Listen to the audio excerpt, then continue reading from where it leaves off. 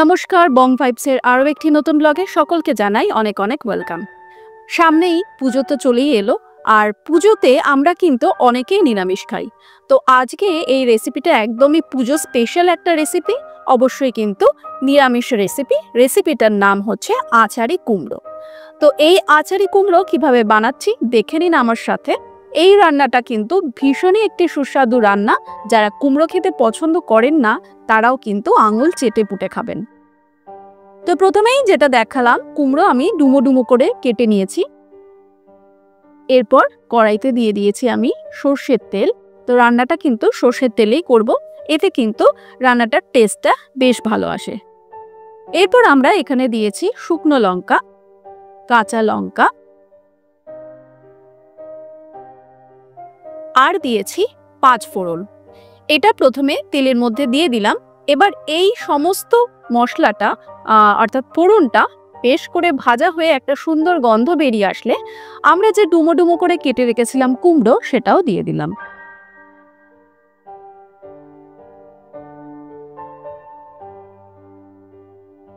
এখানে আমি 300 থেকে 350 গ্রাম মতন কুমড়ো ব্যবহার করেছি। তো সেই হিসাবে কিন্তু সমস্ত মশলার কোয়ান্টিটি আপনাদের দেখাচ্ছি।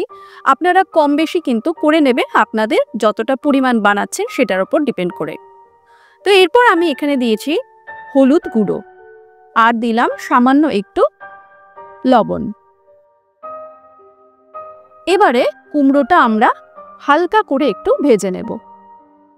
10 মিনিটের মধ্যেই কিন্তু এই রান্নাটা তৈরি হয়ে যায়, সুতরাং খাটনিরও কোনো ব্যাপার নেই। আর বাড়িতে থাকা সমস্ত রকম উপকরণ দিয়েই কিন্তু আজকের রেসিপিটাও তৈরি হয়ে যাবে। তো ভাজতে ভাজতেই আমরা এখানে ব্যবহার করেছি আদা কুচি। তো আমি এখানে হাফ চামচ মতো আদা কুচি ব্যবহার করেছি।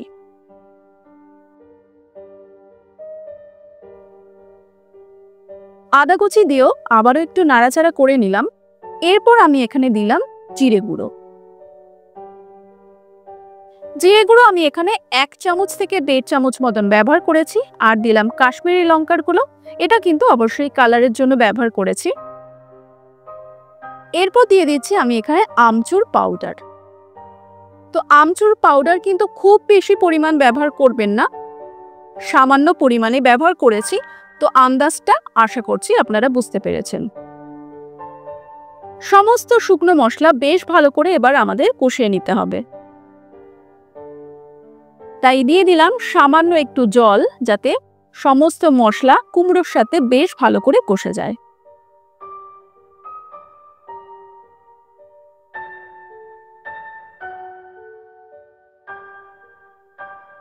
তো মশলা কিন্তু বেশ সুন্দরভাবে কষে একটা দারুণ গন্ধ বেরিয়ে এসেছে।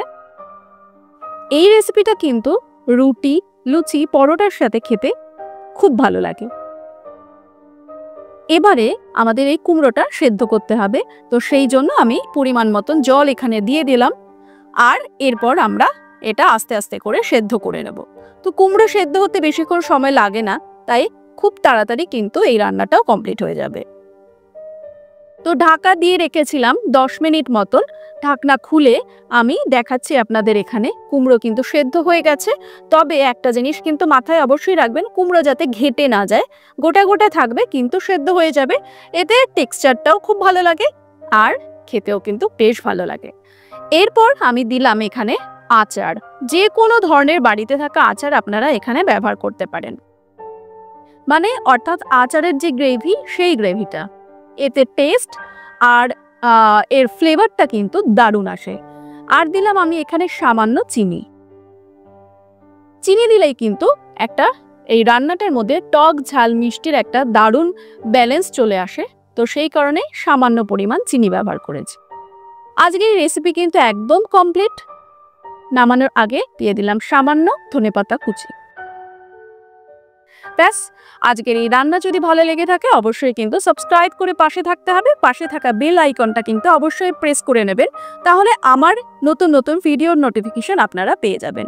আর কমেন্ট করে জানাতে ভুলবেন না আজকের রান্নাটা আপনাদের কেমন লাগলো। নমস্কার, সকলে খুব ভালো থাকুন।